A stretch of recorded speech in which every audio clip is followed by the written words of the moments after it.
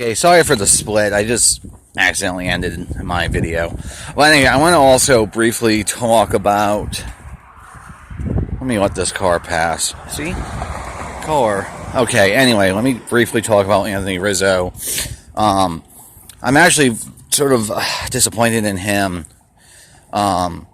given sort of his ongoing response to the Florida school shooting, is that he went down there and then he spoke at the vigil for the victims, which is all well to the good, and then he said very nebulously, something needs to change. And then today, when he was doing like a media interview, because today was photo day and media interview day, about whether or not, what does that mean? What sort of change are you talking about? And okay, let me let this car pass.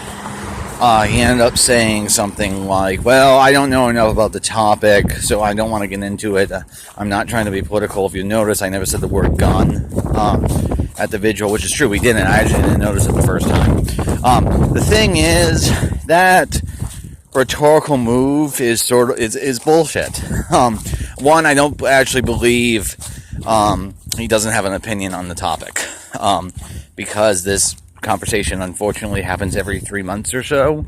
Second of all, he's already been political. He already said sort of nebulously that some sort of change has to happen.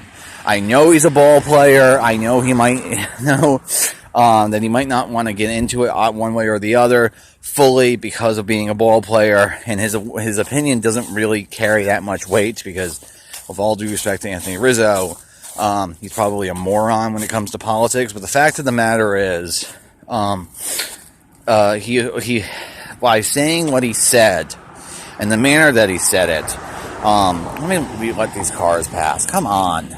God damn it. He's already been political or politicized it because he's already said somewhat nebulously change has to happen, and he went down to Florida and went to vigil. So it's already a political act.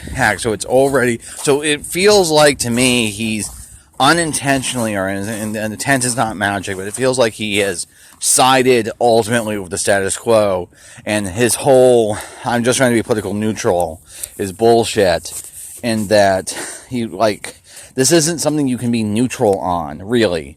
And so that's going to be it for Cubs and Culture today. It's very disappointing for Rizzo, but great for Contreras. So, okay, I'll see you tomorrow. Cubs and Culture out.